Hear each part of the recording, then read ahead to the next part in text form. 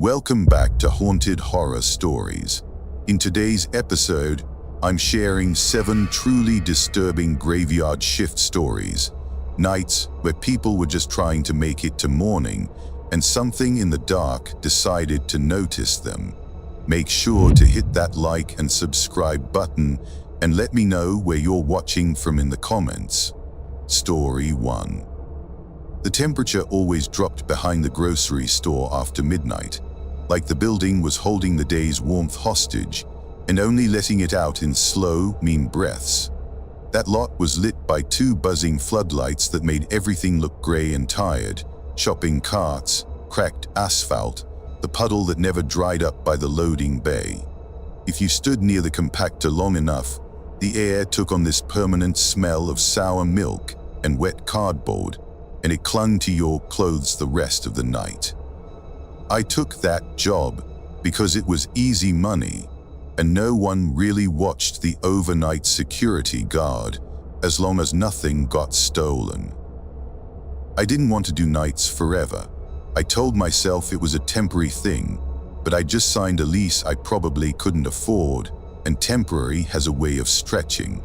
The first thing I learned was the cameras lied, not like in a supernatural way. More like the angles made things disappear. You'd be looking at a perfectly empty aisle on the screen, then you'd walk it in person and realize there was a whole blind pocket where someone could stand and never show up. That bothered me more than it should have. I kept thinking about it while I microwaved my sad little burrito at 1:13 a.m. and burned my tongue because I never learned patience. There were also mundane routines that became weirdly important. The break room clock ran 2 minutes fast. The vending machine only dropped Diet Cola if you hit the button with your knuckle. The janitor, an older guy named Rustin, always left his mop bucket half full like he forgot every single night. I remember those details because they're the kind of things you cling to when the hours are empty. I think it was Tuesday, or maybe Wednesday. It was one of those midweek nights where the weekend feels like a rumor. Around 2:40, I was doing my second walk through the back corridors, the ones customers never see. The cinderblock hallway behind receiving had that hospital cleaner smell, and the fluorescent lights flickered in a rhythm that made you feel slightly car-sick. I kept telling myself it was just the ballast in the fixtures, nothing more. That's when I saw the door. It wasn't a new door. It wasn't even a door that made sense. It was set into the cinderblock wall between the electrical room and the old staff lockers, painted the same dull beige as everything else. No handle, no push bar, just a door-shaped slab with a keyhole where a keyhole shouldn't be, too low, almost at knee height. I stopped because my brain tried to correct reality. Like surely I'd just never noticed it. Surely it had always been there. I walked closer, and there was a faint line of dust around the edges, like it had been recently opened. The air in front of it felt cooler than the rest of the hall. Not drafty, not AC vent. Cooler in a way that made my teeth ache. I crouched without thinking, like I was checking for a prank, and stared at that low keyhole. And I swear to you, someone stared back. Not an eye, not a face.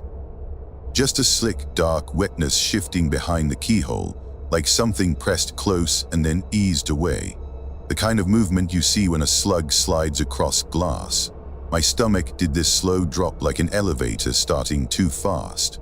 I stood up fast enough to make my knees pop. I laughed once out loud because I didn't know what else to do. I told myself it was a trick of the light, or maybe the keyhole was just full of oil or grime, reflecting something. But then I heard the sound.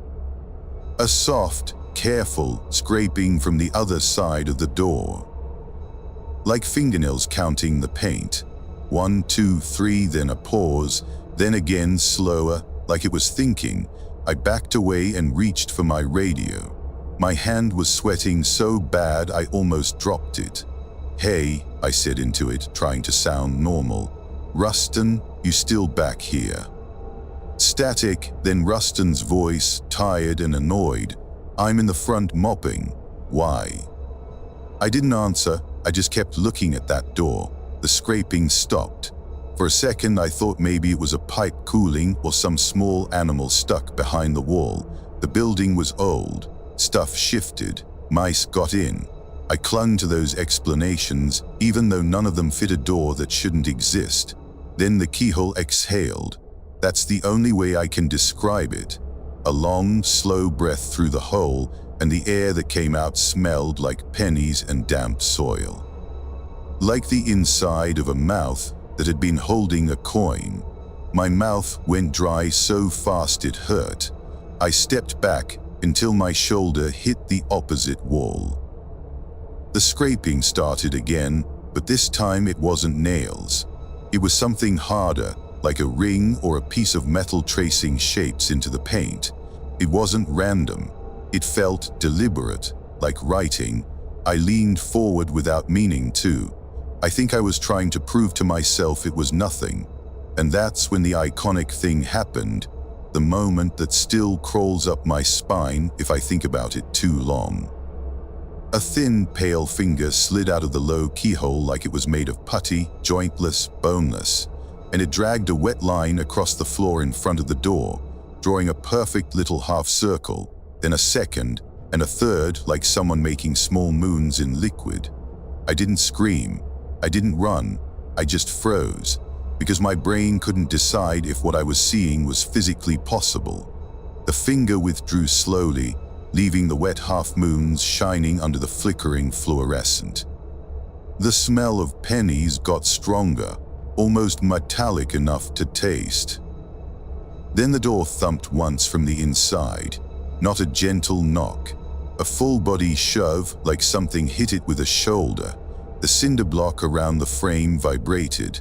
Dust sifted down. My radio crackled at my hip, and I realized I was holding my breath so hard my chest hurt. I ran then, finally. I ran toward receiving, toward light, toward anything that wasn't that hallway. My shoes slapped on the linoleum, echoing like someone was chasing me, and that thought made me run harder even though I didn't hear footsteps behind me. I burst into the main store, and the aisles were empty in that dead, after-hours way where shelves looked like tall, quiet people. The music system was off, but one speaker near cosmetics had a faint hiss, like it was trying to remember a song. I made myself walk, because if I ran in the store, I'd sound like a crazy person on camera. That mattered to me in that moment. I don't know why. Pride, maybe, denial. I went straight to the security office and rewound camera footage from the back corridor. The screen showed the hallway, my hallway empty. No door, just cinder block. Just the electrical room door and the lockers exactly as they'd always been. I replayed it 3 times. Then I rewound further. Still no door. I could see myself on camera walking down that hall, stopping where the door should have been, staring at blank wall, then backing away like I'd gotten spooked by nothing. My skin prickled. I told myself it was a prank, a hallucination, exhaustion. I told myself cameras don't lie. But the taste of pennies was still in my mouth. I tried calling Rustin to come to the office. I didn't want to be alone, and I hated myself for that. He didn't answer. I sat in that office with the monitor glow painting my hands blue, and I listened. The building settled. The HVAC kicked on and off. Somewhere in the walls, water ran. At 3:17, the front automatic doors, locked, motion sensors disabled, made the little open chime. My heart jumped so hard I thought I might throw up. The doors didn't slide open. The chime just rang once, cheerful and wrong like a greeting in an empty room. Then the store intercom clicked, and a voice came through. Low, close, like someone was speaking with their mouth pressed right against the microphone. "Found you," it said, my own voice. Not a recording, not a glitchy mimic. My voice, but wrong around the edges, like the shape of the words didn't fit its mouth. I sat perfectly still. I remember staring at the coffee cup I'd left on the desk earlier.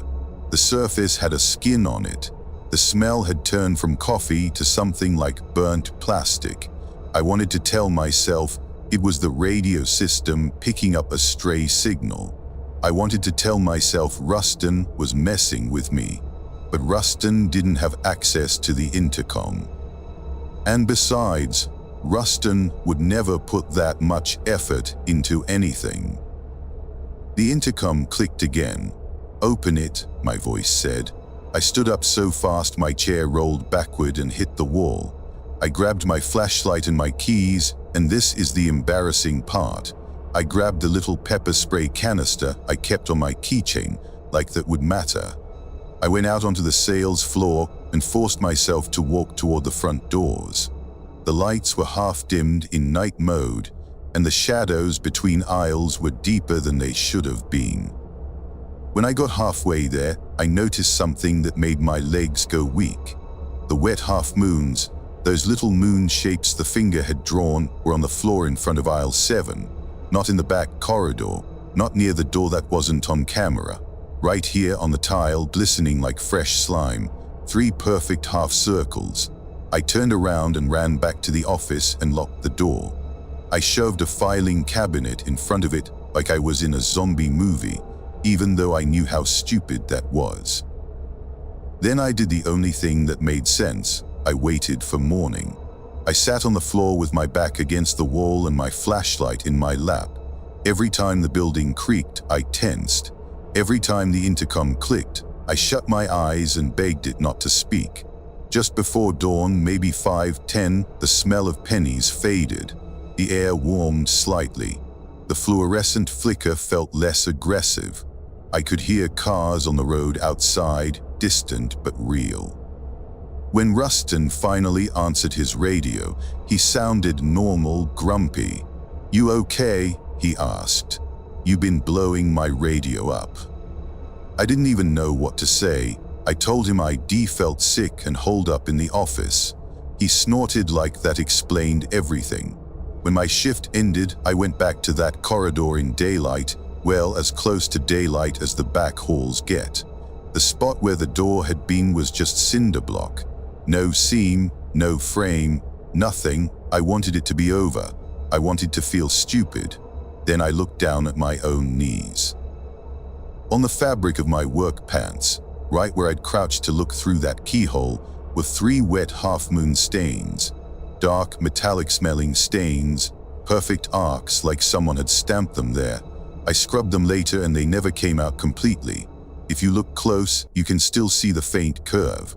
I quit that job 2 days later. I told my manager I found something better. That was true in a way.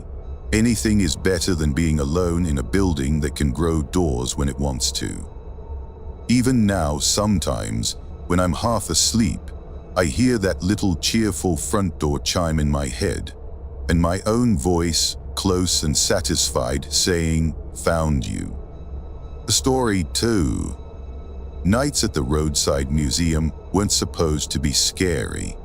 They were supposed to be boring in this oddly wholesome way, like the whole world had gone to bed and left you to babysit taxidermy and old display cases. The building sat off a 2-lane highway that ran through miles of scrub and pine. During the day, families stopped for the local history exhibits and the gift shop magnets.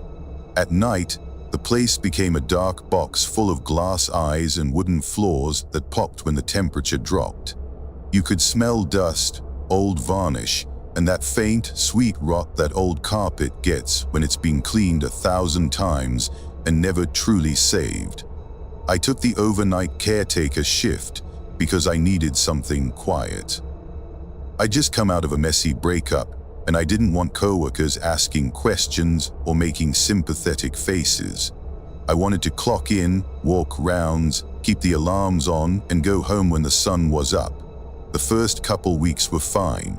I learned the building's little habits. The motion sensors were too sensitive in the lobby, so they'd click the lights on if a moth got too close. The security monitor had a dead pixel right in the center that looked like a tiny fly.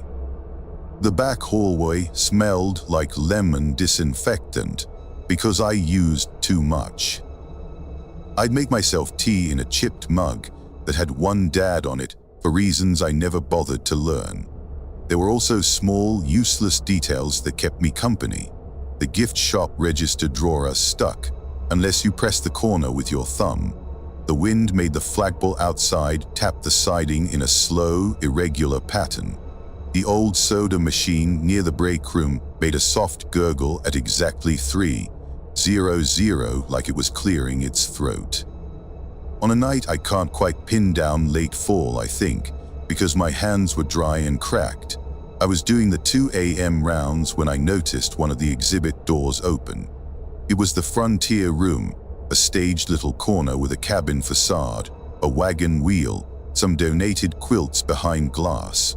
During the day it was charming. At night it looked like a set someone abandoned halfway through building. The door to that room was usually kept closed to keep kids from wandering in. It was open by maybe 8 inches. I stopped in the hall and stared at it. I told myself a draft must have pulled it. The building was old and the HVAC was unpredictable. Still, I remembered closing it at the start of my shift. I was fairly sure, not 100%, but fairly. I pushed it shut and tugged it to make sure it latched. The latch clicked, solid. Then I kept walking.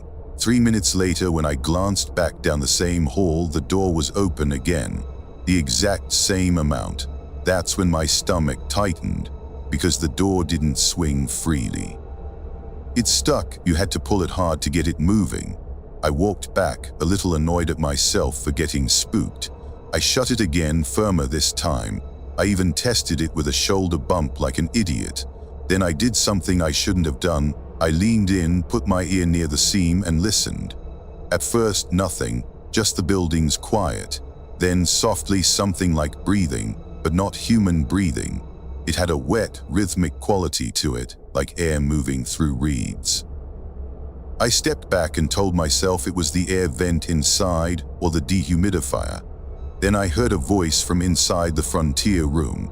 "Hey," it said, just hey, like someone trying to get your attention without startling you. My body went cold in that specific way where your skin feels tight. I grabbed the door handle. "Who's in there?" I asked, trying to sound irritated instead of scared, like I could bully the situation into normal. No answer. Then a soft rustle, like fabric shifting. I was genuinely angry at that point. Not brave, angry, because if some teenager had snuck in, I didn't want to deal with it. I didn't want to call police. I didn't want paperwork. I wanted my quiet night back. I pulled the door open. The room was dim, lit only by the emergency exit light over the far door. Everything looked normal at first glance.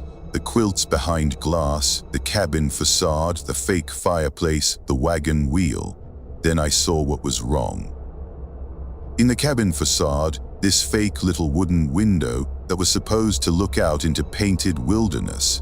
Something had been stuffed into the window frame from behind, pressing outward. It looked like skin, not a face, not a hand. A broad, pale stretch of something that had the texture of wet paper, bulging against the wooden frame like dough rising. I stood there, frozen, trying to make my mind label it. A mannequin piece, a prop, a prank with latex. And then slowly, the bulge shifted sideways as if whatever was behind it was crawling along the wall, dragging itself past the window opening. The wood creaked. The pale surface thinned and stretched. For a second, I saw an imprint from the inside, the suggestion of a rib cage, like something pressed its chest against the glass, even though there was no glass there, just an open frame. Then it pulled away and the window was empty again, just darkness behind the facade. I took a step backward and bumped the quilt display case. The glass rattled. From behind the cabin facade, a sound came, like a wet click, repeated twice, almost like someone trying to mimic a tongue cluck but failing. I didn't run, not yet. I backed out of the room slowly and shut the door, keeping my eyes on it the whole time. I told myself it was an animal. A raccoon got in, a possum, something trapped in the facade. But the voice had said, "Hey, animals don't do that." And even if some speaker glitch had played audio the way it spoke, it sounded like it had listened first, then decided to speak. I locked the door with the little key we used for exhibit rooms. My hands shook so hard I dropped the key once, and it clinked loudly on the tile. The second the lock turned, something hit the other side of the door. Not a full-body slam, but a heavy, careful press, like a shoulder leaning into it, testing. I stepped back, holding the key like it was a weapon. The door handle began to turn, slowly, not rattling. Just turning as if a hand on the other side knew exactly how much pressure to apply. The lock held, the handle stopped.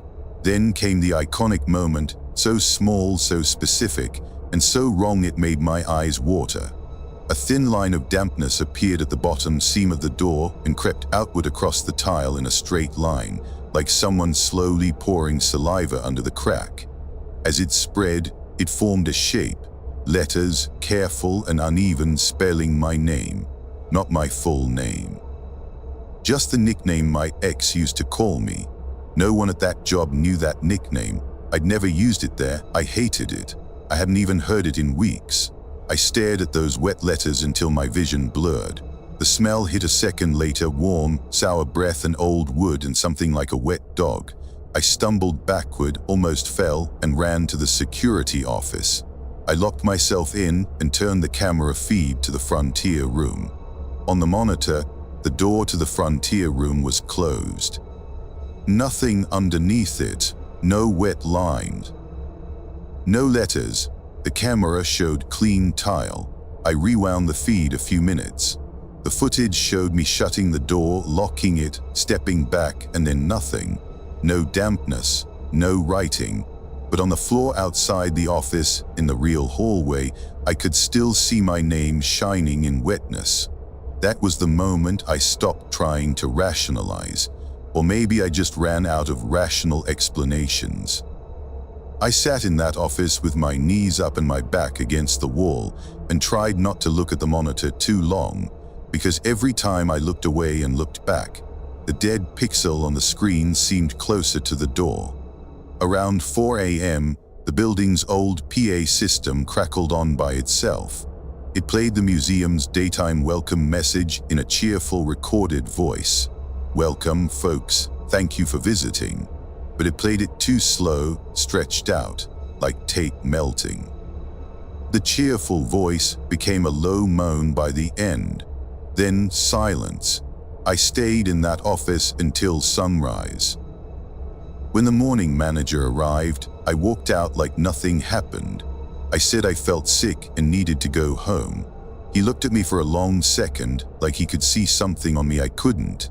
In my car, after I'd driven a mile down the highway, I realized my hands smelled like that warm, sour breath smell. I sniffed my fingers like a crazy person. The smell was in my skin. When I got home, I washed my hands 3 times. The smell stayed. The aftermath proof came later, after I finally slept and went back in daylight to quit properly. I wore gloves that time, thick rubber ones like you use for cleaning. The frontier room door was closed, locked, normal. Inside, behind the cabin facade, maintenance had found nothing. No animal, no break-in. But when I pulled my gloves off back in the lobby, the inside of the right glove had damp letters stuck to it, like the wet name had transferred somehow. My nickname, smeared and half-faded, on the inside of a glove that had never touched that door. I left the glove in the trash outside the building. I didn't want it in my car. Sometimes I still wake up and taste old wood and wet breath in the back of my throat, and I remember the careful way that thing spelled my name like it was being polite. Story 3. The overnight shift at the rural cemetery wasn't what people imagine. It wasn't all flames and horror movie dramatics. Most nights were paperwork, cleaning, and waiting for the morning transport. The building sat behind a small funeral home like an afterthought, a squat concrete structure with one high window that never showed anything but black. What I remember most is the quiet, not peaceful quiet, work quiet, the kind where you hear your own joints when you move.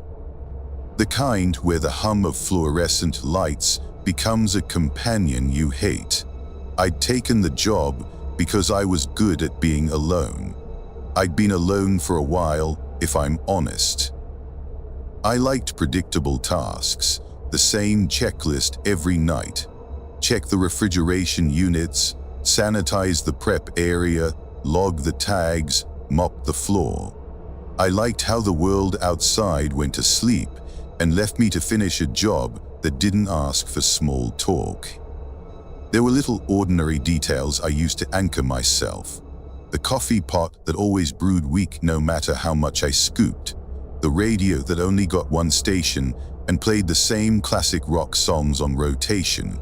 The way the mop handle had a splinter that caught my palm if I wasn't careful. The smell of industrial cleaner mixed with faint smoke that never fully left the building's walls. On the night it happened, maybe early winter, because the air outside had that sharp edge, I was alone. I was always alone on nights. The day staff left around 6, and the first morning person came in around 7 a.m. Overnight was mine. At about 1:30, I was logging paperwork at the desk when I heard the bell. Not the phone, not the door chime. A bell like a small handbell someone might ring at a hotel counter. It came from the hallway that led to the refrigeration units. I stared at my pen. The bell rang again, 2 quick rings, then silence. I told myself it was settling metal, a loose part. The building was full of equipment. Vibrations traveled. Still, it hit a nerve because there wasn't any bell back there. Not that I knew of. I stood up and walked down the hall, my shoes squeaking slightly on the clean floor. The air got colder near the refrigeration door, and the hum of the units made the hallway feel alive. Nothing looked out of place. The doors were closed. The tagged logs hung on their hooks. The small red "Do Not Enter" sign was exactly where it always was. Then I heard it again right behind the refrigeration door. A single bell ring. My hand hovered over the handle. I remember thinking very calmly that maybe someone was inside. A co-worker, but no one else was scheduled. Maybe a family member came in, confused, looking for someone. That thought didn't make sense, but my brain tried to make it anyway. I opened the door. Cold air rolled out, biting and clean. The room was lit by a harsh overhead light. The metal drawers, 5 rows, sat like silent filing cabinets. And in the middle of the floor was a small brass handbell, polished, shiny, the kind you'd ring for service. I stood there staring at it. My scalp tingled. I told myself it must have fallen off a cart or been left by the day shift for some reason. But we didn't use bells. We didn't have any bells. I stepped in and crouched to pick it up. It felt cold, heavier than expected. The moment my fingers touched it, the bell rang, not because I shook it. It rang without moving, a clear, bright note that made my teeth hurt. I dropped it like it burned me. It clanged on the floor and rang again, louder. Then every refrigeration drawer handle, every metal latch clicked at once. Not opening, just clicking. Like a synchronized muscle twitch, I backed out of the room and shut the door hard. The bell continued to ring behind it, muffled now but steady. Once every few seconds, patient, I locked the door. My hands were shaking. I told myself some vibration was making it ring, a malfunction, something. Then the bell stopped. The silence after was worse. It felt like the building was listening. I went back to my desk and tried to focus on paperwork. I kept glancing at the hallway. The radio played some song I didn't recognize, the singer's voice thin and distant. At 2:10 again, I might be wrong, but around then the bell rang from the hallway behind me, not from the refrigeration room, from behind me near the prep area. I turned so fast my chair squealed. The bell sat on the prep table, right in the center under the bright surgical light, polished, perfect, like it belonged there. I stood up slowly. My heart felt like it was trying to climb out of my throat. I hadn't brought it out. I hadn't even opened the refrigeration door again. I told myself there must be 2 bells. That was stupid, but my brain offered it like a life raft. I walked toward it, my steps careful like the floor might give way. The bell didn't move, it just sat there waiting. When I got within a foot, the bell rang once. And then, this is hard to explain without sounding insane, the tag labels on the wall began to flutter. We used paper tags with strings hung on hooks. They fluttered like there was wind in the room, but there was. The air was still. The tags lifted and twisted, their strings writhing like worms. I stepped back, bumping into a cart. The cart rolled an inch on its own and stopped. The bell rang again, twice. I stared at the tags, at the bell, at the stainless steel surfaces reflecting me in warped shapes. Then one of the tags, just one, peeled off its hook and slid across the wall, moving like it was being pulled by an invisible hand. It stopped directly above the bell. The name on it was mine, not my name as in "this is your tag." My actual full name, typed in black on white paper with the date and time of intake and a blank space where the cause of death would normally be. I froze, my lungs wouldn't work properly. I told myself it was a prank. Someone had made a fake tag. Someone had broken in. But who would do that? And how would they know my middle name? I barely used it. The bell rang again, longer, sustained, like it was vibrating on its own. The overhead prep light flickered, and in the stainless steel reflection of the prep table, I saw something behind me. Not a ghost, not a figure floating. Something low to the ground, hunched, with arms too long for its body, elbows bending the wrong way. Its head was tucked down as if it didn't want to show its face.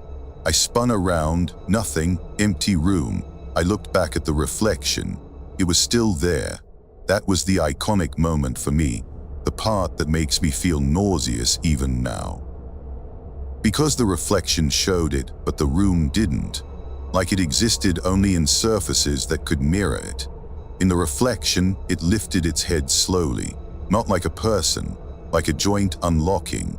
Where its face should have been was a smooth plane of skin, but split down the middle with a seam like stitched leather. And the seam opened gently like lips parting. Inside was darkness, not a mouth, just a dark cavity. The bell rang and the seam mouth moved, shaping silent words that I couldn't hear. I didn't want to understand, I didn't want to guess. I grabbed my keys and ran to the front door. My hands fumbled the lock. The building suddenly felt too small, like the walls were closing in. The bell rang behind me, closer each time, as if it was moving through the building without being carried. I got the door open and stumbled outside into the cold night air. The parking lot was empty, the funeral home dark. My car sat under a streetlight, its windshield frosted. I ran to it and yanked the door open. My fingers were numb, slipping on the key. I told myself I'd start it, drive to the police station, call someone, anything. The key wouldn't turn, not jammed, not stuck. It turned freely, but the engine didn't catch, like the car had forgotten what a key meant. From the building behind me, the bell rang again. Clear, bright, calling. I got out of the car and backed away, my eyes on the dark doorway. The cold air felt thin. The bell rang once more, and I saw movement in the funeral home's front window, a reflection, like the prep table reflection. Something hunched in the glass, watching me from a place I couldn't physically see. I did the only thing I could. I ran, not to my car, to the road, to light. My shoes slipped on frost, and my lungs burned. I made it to the highway and flagged down the first truck that came. The driver, his name was Ewan Farris. I remember because I stared at his license badge on his shirt. Looked at me like I was drunk or crazy, but he let me in. I didn't explain. I just kept looking back at the dark shape of the crematory building shrinking behind us, half expecting to see a bell floating in the air like a lantern. The aftermath proof came the next day, when I went back with my supervisor and 2 days' staff. We walked through everything in bright morning light. No bell anywhere, no weird tags, but when I opened my locker to get my coat, there was a paper tag hanging inside. My name, Full name. Intake time 2:11 a.m. and the blank cause of death field had been filled in with one word, typed in neat black letters. Awaiting. I quit that day. I didn't even finish my notice. I told them family emergency. That was true in a way. My own body suddenly felt like family I needed to protect. I still don't look in mirrors in dark rooms if I can help it. Because sometimes the reflection feels like it's a half-second late, like it's deciding what to show me. Story 4. Working overnight at the old mountain lodge was a mistake I made because I wanted to believe in fresh starts. The lodge was closed for the season, too much snow, not enough bookings, and the owners hired a single-night caretaker to keep the pipes from freezing and chase off trespassers. It was one of those jobs you take when you're trying to outrun something in your personal life.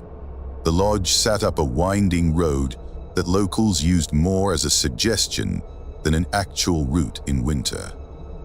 Pines pressed close, and the snow muffled everything so completely that the world felt like it had cotton stuffed into its ears.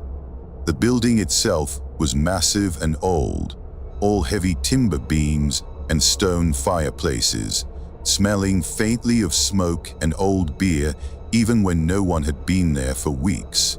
My first nights were just lonely. I'd walk the empty halls, check the boiler room, make sure the backup generator was fueled, and then sit in the big lobby by the front windows with a book I never really read. There were little details that became my routine. The left lobby lamp flickered if you bumped the table. The vending machine down the hall ate bills unless you flattened them first. The boiler made a sighing noise like someone sleeping. The employee kitchen had a drawer full of mismatched forks that never got clean no matter how much you scrubbed. On the third night, at least I think it was the third, the days blurred up there, I noticed footprints. Not outside, inside. In the lobby, across the polished wood floor, were damp prints like someone had walked in with wet boots. They came from the direction of the front doors and stopped right in front of the big stone fireplace. There were no prints leading away, just a trail that ended as if whoever made them had vanished into the air. I stood there a long time staring. I told myself the floor had been mopped and it was drying unevenly. That was the most reasonable thing, except I hadn't mopped. And the prints were too clear, tread pattern, toe scuffs, even a slight drag on the right foot. I followed them back to the front doors. The doors were locked from the inside with a heavy bar. The snow outside was untouched, smooth like a blank page. I felt that early, creeping dread, the kind you can still ignore if you try. I told myself maybe the day owner had come by and left without telling me. Maybe they had a key. I radioed the owner, a woman named Maya Collado, and left a message. No answer. I wiped the prints with a towel. The towel came away damp and cold, smelling faintly of river water. Odd, considering everything outside was frozen. That night, I made myself instant ramen in the employee kitchen. The broth tasted oddly metallic, like the water from the tap was picking up something from the pipes. I added too much chili powder and regretted it. Those are the useless details that stick because they're what you remember when you're trying not to remember the other stuff. Around 2 a.m., the lodge's old elevator dinged. It shouldn't have. The elevator was shut down for winter, power cut to it. I'd checked the panel myself. The ding echoed through the empty hall like a polite cough. I stood in the lobby, listening. The ding came again, followed by the soft grind of doors trying to open. I walked toward it, flashlight in hand, telling myself the power must have surged. Old building, bad wiring, nothing supernatural. The elevator doors were half open, stuck. Inside was darkness, no floor light, no mirror, and the smell coming out of it wasn't mechanical. It was like wet wool and cold earth. I shined my flashlight into the gap. The beam caught something pale inside, not a person standing, but something pressed against the back wall, like it had been flattened there. It didn't reflect light properly, like skin with no sheen. I thought stupidly of a frog belly. Then it moved, slow, sliding upward along the wall as if gravity wasn't an issue. My throat tightened. I stepped back. The elevator dinged again, right in my face, so loud I flinched. The doors jerked slightly wider. And that's when I saw the iconic thing. A hand reached into the gap, not from inside the elevator, but from the seam between the doors themselves, like the doors were a mouth, and the hand was coming out of the teeth. The hand was the color of old snow, and the fingers were fused at the tips, like mittens cut into points. It curled around the edge of the door and squeezed, and the metal groaned. I stumbled backward, nearly falling. My flashlight beam shook wildly. The hand withdrew, and the doors snapped shut with a violent clang, as if something on the other side had yanked them. The elevator went quiet. I stood there shaking, trying to convince myself I'd imagined it. That maybe it was a piece of insulation hanging out. That maybe the stress of isolation was making my brain do weird things. I had been alone for days. The snow made the world small. Then the elevator dinged again, and again, like it was calling me back. I backed away and returned to the lobby. I kept my eyes on the dark hallway like it might leak something. I sat in a chair by the front windows with my flashlight and waited. At 3:30-ish, again, timing is slippery in memory, I heard footsteps above me. On the second floor, slow, dragging steps like someone walking in heavy wet boots. I told myself it was the building settling, but the steps had rhythm, pauses, weight shifts. They moved along the balcony that overlooked the lobby. I tilted my head back and shined my flashlight upward. Nothing. The balcony was empty, but the footsteps continued, moving in a slow circle above me. Then came a sound that made my skin crawl. A soft, wet slap, like a hand pressed against glass. I looked at the front windows. A palm print appeared on the outside of the glass, fogging it from the cold. It wasn't a normal palm. It was too long, with fused fingertips like the hand I'd seen. Then another print beside it. Then another, like someone outside was pressing both hands and their face to the glass, trying to look in. The snow outside was still untouched. No tracks. I backed away from the windows, my heart hammering. The print slowly slid downward, leaving streaks of fog as if whatever was outside was lowering itself. I didn't know what to do. There was no one to call up there, no police response fast enough. The road was snowed in. My cell signal was 1 bar if I stood on a chair near the window, and I wasn't doing that again. So I did something I'm not proud of. I hid. I went into the employee office and shut the door. I didn't turn the light on. I sat on the floor and held my breath every time the lodge creaked. The footsteps above continued for hours. Sometimes they stopped, and I'd think it was over, and then the elevator would ding once, like a reminder. Morning finally came gray and weak. The lodge looked normal in daylight, like a postcard. The snow outside sparkled. Birds hopped in the pines. I wanted to believe it had been a weird night and nothing more. The aftermath proof hit me when I went to check the front doors before my shift ended. On the inside of the heavy wooden doors, right above the bar lock, were 3 damp handprints, long, pale, fused fingertips pressed into the varnish. As if something had been inside the lodge with me, testing the exit from the wrong side. I left that lodge the moment Maya arrived with the day crew. I didn't argue. I didn't explain in detail. I just said, "Something's wrong with your elevator," and handed her the keys. I still don't ride elevators alone if I can avoid it.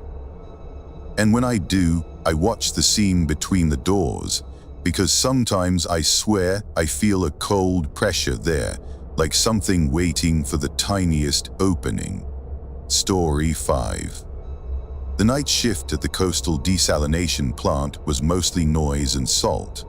The ocean was only a few hundred yards away, but you couldn't see it from inside the facility.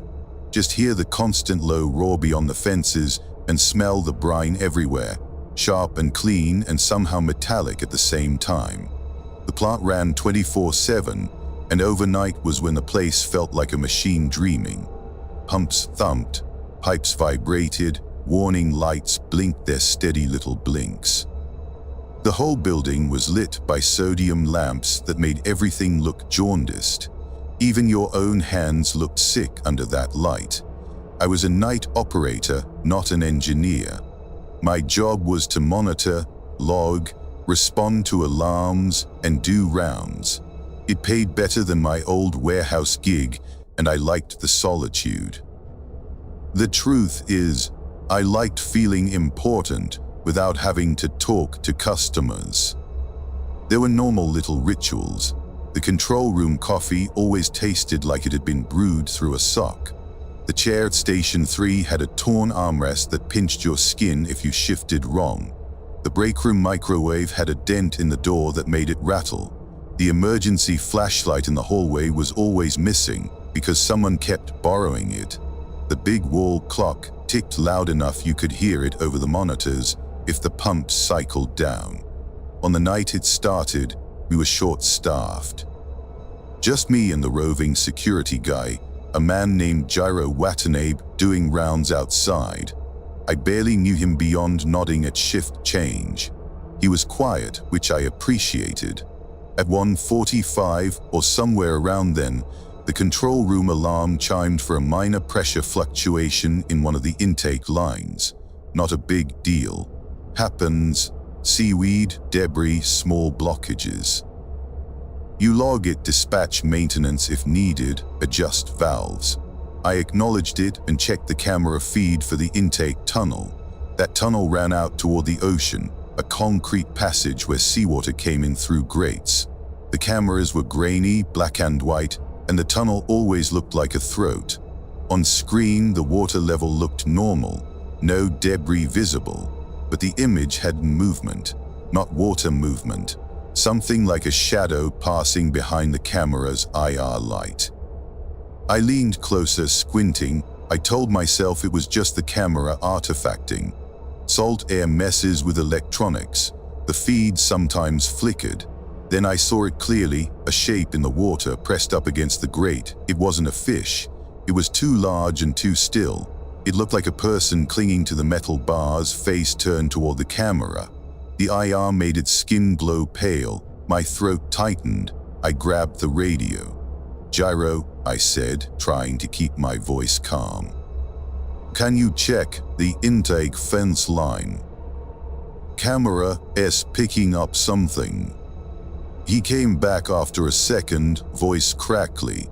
"Copy, on my way." I kept watching the feed. The pale shape didn't move. It just stayed there, face close to the grate, as if it was looking in. I told myself it was a seal or a chunk of foam, anything. But then the shape's mouth opened, not wide, just enough to show a dark gap. And from that mouth, a thin stream of bubbles rose in a straight line, too steady, too controlled, like someone exhaling on purpose. The pressure alarm chimed again, slightly more urgent. I shouldn't have left the control room. Protocol said stay put, coordinate. But curiosity and dread did this stupid tug-of-war in my chest, and I won. I grabbed a flashlight and went down the corridor toward the access hatch that led to the intake tunnel. The closer I got, the colder the air felt, and it smelled less like salt and more like a stagnant pond, like something trapped. The access door was locked with a heavy wheel handle. I turned it metal cold under my palm. The moment the seal broke, I heard the sound. A voice coming from inside the tunnel, muffled by concrete and water. It was singing, not a song I recognized, just a slow, wordless melody like humming but pitched too low. It vibrated in the concrete. My stomach churned. I told myself maybe it was water resonance, the pumps making a harmonic. That made sense. Machines can sound like voices if you're tired. I opened the door a crack and shined my flashlight into the tunnel. The beam cut through damp air and caught the water's surface, black and moving gently. The tunnel stretched away, a long concrete throat. And there, just beyond the reach of the light, something pale clung to the side wall above the waterline. Not swimming, not floating, clinging like a lizard on glass. It moved its head slowly toward the light. The iconic moment is burned into me. The thing's face wasn't shaped for air. The skin around its mouth was split into layered folds, like gills had been repurposed into lips. And when it turned, one eye blinked sideways, like a camera shutter closing. I stepped back so hard I hit the corridor wall. My flashlight beam jerked. The thing didn't rush me, it just watched. It held onto the concrete with fingers that looked too long, too jointed, and it tilted its head as if listening. Then it sang again, clearer now, and this time the sound matched the rhythm of the pressure alarm upstairs, like it was answering it. My radio crackled, Gyro's voice tense. "I'm at the fence line, no one out here," but he paused. There are wet footprints on the concrete, leading toward the intake hatch. My blood went thin. I looked down at the floor in front of me. Wet footprints, bare, long-toed, smeared as if the feet were soft, leading from the hatch toward where I stood. No prints leading away. I backed up, shaking, and slammed the access door shut. I spun the wheel lock, hard metal biting my palm. The singing stopped immediately. For 1 second, I thought maybe I'd done it. Maybe I'd shut out the problem. Then something tapped the door from the inside. Not a bang, a tap, like a knuckle, careful tap, tap, tap. A pattern, 3 taps, pause, 3 taps. My hands were numb, I didn't move. The tapping stopped. Silence. Then the door bulged outward slightly, as if something pressed its face or body against it. The metal creaked. A wet sound came through the seam, like lips smacking. And then softly, in a voice that sounded like it had learned language by eavesdropping through pipes, it whispered my name. Not shouted, whispered right against the door. I ran back to the control room so fast I nearly slipped, my boots squeaking on damp concrete. I radioed Jiro to get inside now. I didn't explain, my voice cracked. Back in the control room, the intake camera feed had gone static. Just snow. The pressure alarm was screaming now. I initiated emergency shut-off procedures with shaking hands. Valves closed, pumps slowed. The building's hum dropped. In the sudden quieter air, I heard something else. From somewhere deep in the facility, inside the pipes, came that low melody again, not through the radio, not through speakers, through the metal itself, like the whole plant was a throat and something was humming in it. Gyro burst into the control room, face pale. He locked the door behind him like that mattered. We sat together until morning with the lights on and the emergency protocol binder open like a comfort object. We didn't talk much. Every so often, one of us would glance at the wall clock, just to prove time was still moving. When day shift arrived, everything looked normal. The intake tunnel pressure had stabilized. The camera feed returned. No pale face at the grate. Maintenance checked the hatch. No sign of forced entry. No creature. No explanation. The aftermath proof came when I went to my locker to grab my lunch bag. Inside my steel locker, stuck to the back wall, was a smear of salt, wet, fresh, arranged in the same 3-tap pattern, 3 short lines, pause, 3 short lines. And my lunch bag zipper was half open, even though I knew I'd closed it. I didn't quit immediately. I needed the money. But I stopped doing intake hatch checks alone. And I stopped drinking the control room coffee, because sometimes it tasted like stagnant pond water, and I couldn't shake the feeling that the pipes were listening. Story 6. The overnight shift at the small-town print shop wasn't supposed to be dangerous. It was just me, a building full of paper, and the steady mechanical rhythm of the presses. The shop sat in an old brick warehouse district where half the buildings were empty and the streetlights flickered like they were tired. I worked nights because the orders were big and the deadlines were brutal, and daytime was too chaotic. At night, the machines felt calmer, almost like they appreciated the quiet. The air always smelled like ink and warm paper, and by 3 a.m., the smell would cling to your hair and make your hands taste bitter if you forgot and touched your mouth. I'd been there long enough to know all the harmless weirdness.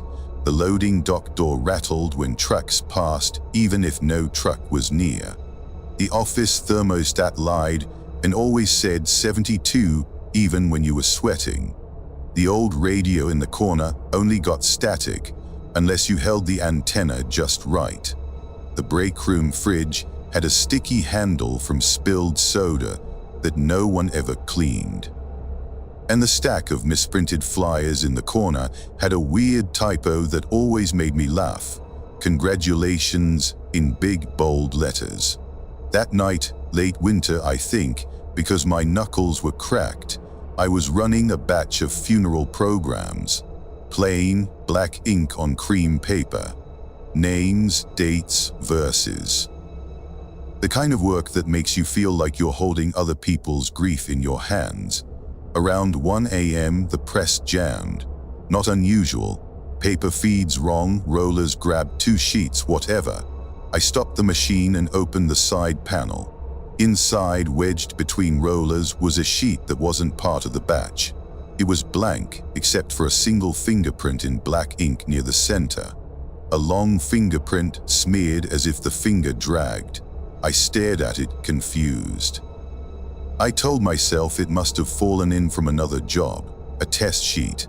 But the fingerprint looked wrong, too long, like the finger had more joints than it should. I pulled it out and tossed it on the scrap pile. I cleared the jam, restarted the press. The machine ran for maybe 30 seconds before spitting out another sheet that wasn't part of the batch. This one had text. In the same font we used for the funeral programs, centered neatly on the page, it read, "Keep printing." I actually laughed. Like a real laugh, because my brain refused to treat it as scary. I thought maybe someone in the day shift had set up some prank file or the computer was pulling from the wrong queue. I walked to the workstation computer. The print queue showed only the funeral programs, nothing else. I checked the file. Normal. The press continued to run and then a third sheet came out. This one made my laughter die in my throat. It was a funeral program layout, same formatting, same cream paper. But the name at the top was mine. Full name, correct spelling, I don't have a common name. And below it were dates, my birth date correct and a death date that was blank, but the line was there waiting to be filled. My hands went cold. I told myself it was a database error. Maybe the template autofilled from my employee profile, except we didn't have my birth date in the system, not in that software. HR had it sure, but not the print computer. The press clacked and whirred, uncaring. Then came the iconic moment, small, visual, and so wrong it made my stomach twist. On the next sheet, the funeral program printed a photograph box at the top. We didn't include photos in this batch, but the box wasn't empty. It contained a printed image, grainy black and white, of me standing in the shop. Not a selfie, not a camera feed. An angle from behind the presses, showing my back and the side of my face, as if someone had taken a picture from within the machine itself. I spun around so fast my neck hurt. The shop was empty. Only the presses, stacks of paper, the office door closed. I ran to the security camera monitor in the office. The cameras were cheap, but they worked. The feed showed the shop floor, empty except for me.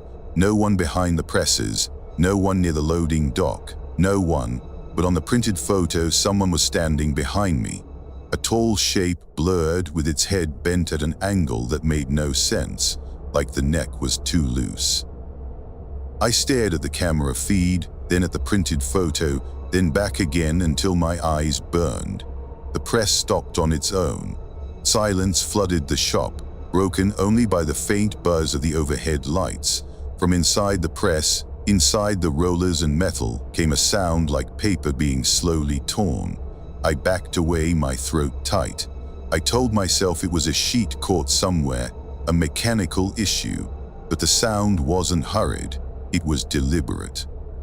Like someone tearing paper carefully, trying not to rip it wrong. Then the radio in the corner, static all night, clicked and played a voice for the first time in weeks. It said softly, like someone leaning close to a mic, "Turn around." The voice wasn't mine. It wasn't anyone I recognized. It had a papery rasp, like words spoken through dry lips. I didn't turn around. I couldn't. The tearing sound stopped. A sheet slid out of the press output tray, even though the machine was off. It slid slowly, like it was being pushed. On it, in bold black ink, were the words, "We can print you any way we want." I grabbed my coat and ran. I didn't even shut the lights off. I ran out the loading dock door into the freezing night air and didn't stop until I was in my car with the doors locked. My car wouldn't start on the first try. Of course it wouldn't. My hands shook so hard I almost dropped the key. The engine finally caught, and I peeled out of there like a teenager. The next day, my manager called, annoyed about the lights being left on. I told him I quit. He laughed like I was joking. I went back in daylight with a friend just long enough to clear my locker. The presses were quiet. The shop smelled normal. No weird sheets in the tray. The aftermath proof came when I opened my locker. Inside, folded neatly on top of my jacket, was a finished funeral program. Not for me, for my friend who came with me. Correct full name, correct birth date. And the death date line had a faint smear of ink across it, like someone had tested the pen. My friend didn't believe me until he saw that. Neither of us spoke much on the drive home. The whole time, my hands smelled like ink no matter how hard I wiped them, and I kept thinking about that printed photo, how the press had captured an angle no camera could. Story 7. Night shift at the county animal shelter was a different kind of lonely. The building was never truly quiet. There was always a dog shifting in its kennel, a collar tag clinking, the occasional bored bark that echoed down the cinder block hallway. But after midnight, the shelter felt like a ship in a dark ocean, fluorescent lights, disinfectant smell, and the sense that the world outside had forgotten you. I took the overnight caretaker job because I loved animals and because it fit around my classes. I told myself it was temporary.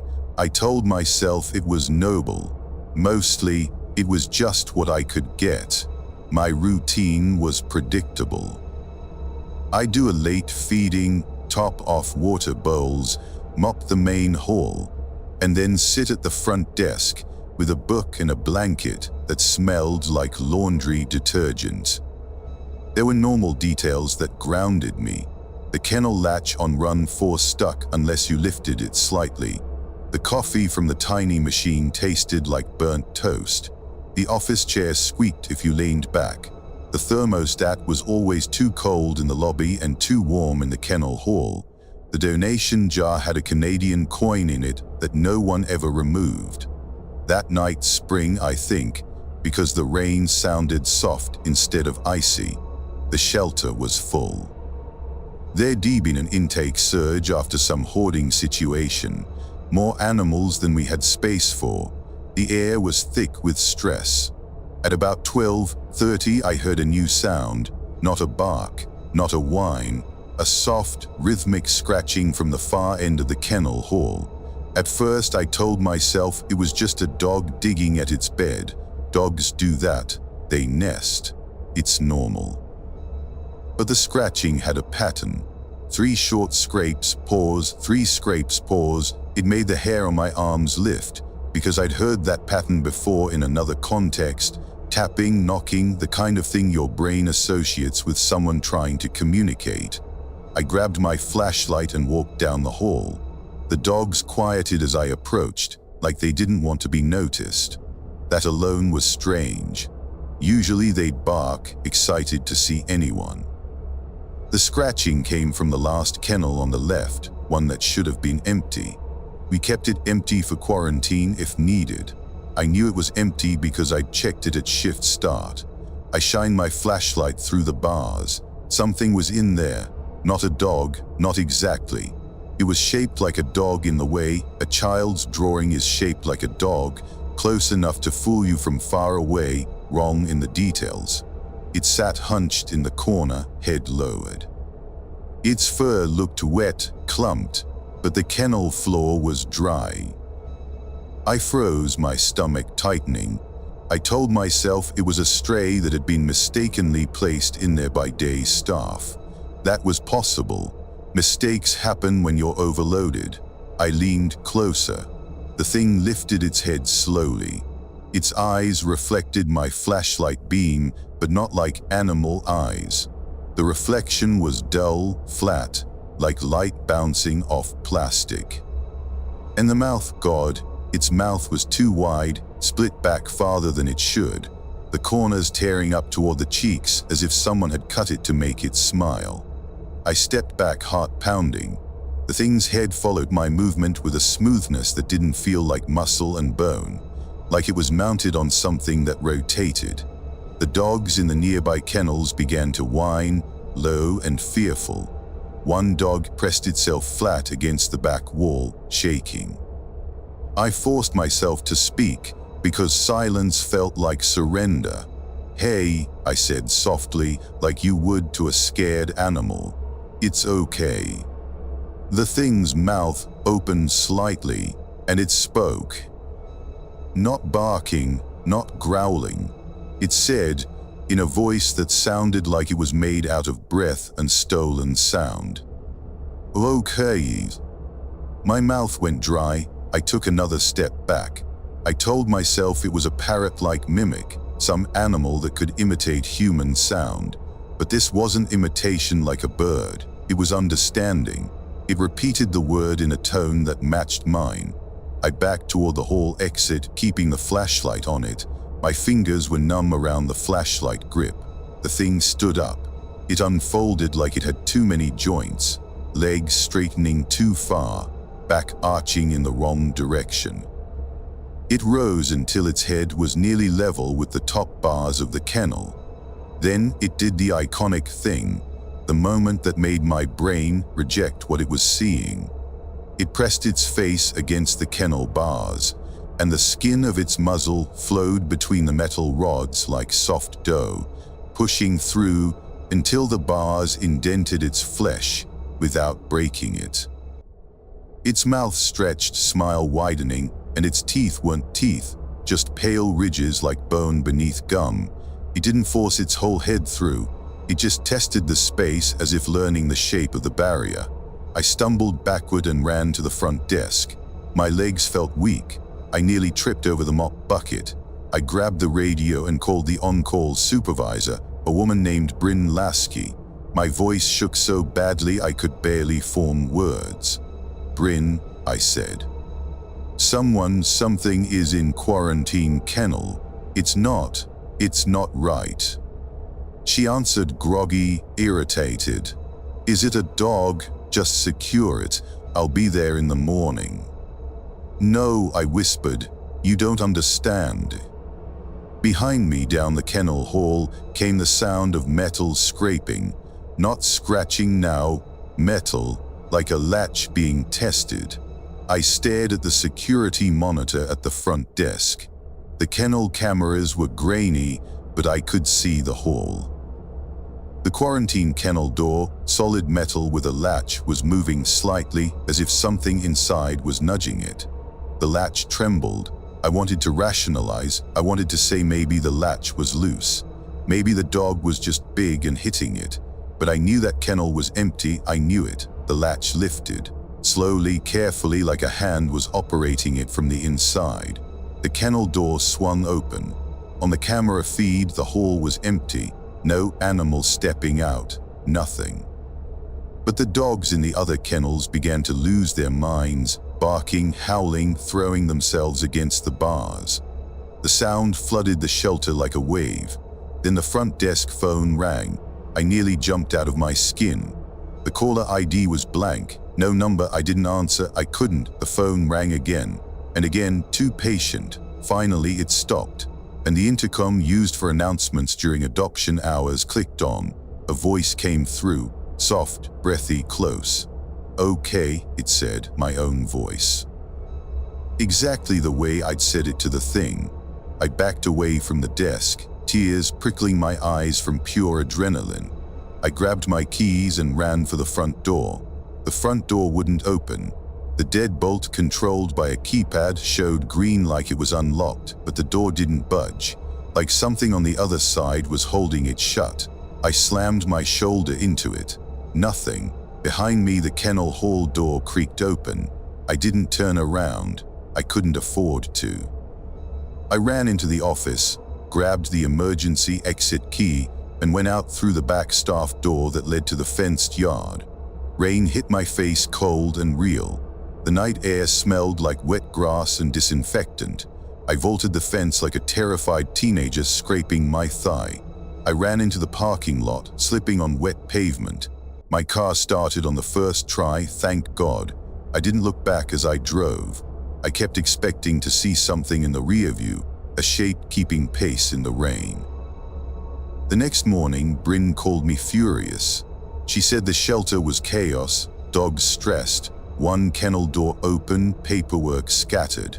She asked if I'd left it like that. I said I didn't know. I said I wasn't coming back. The aftermath proof came later that day when I found my work hoodie on the floor of my apartment, even though I remembered throwing it in the laundry basket. The hoodie was inside out, and on the inside, near the collar, were 3 damp smears, 3 short lines, pause, 3 short lines, like something with wet fingers had marked it. And the hoodie smelled faintly of wet fur. I still volunteer with animals sometimes in daylight. I still love them, but I don't go into kennels alone anymore. And if an animal looks at me too steadily, if its head tilts just a little too smoothly, I feel my throat tighten, and I hear my own voice in my memory, repeating one word like it means something else now. Okay. Thanks for watching. If you enjoyed these stories, hit that like button and subscribe for more. Let me know in the comments which story unsettled you most, and share this with your friends who love a good scare. Until next time, stay safe out there.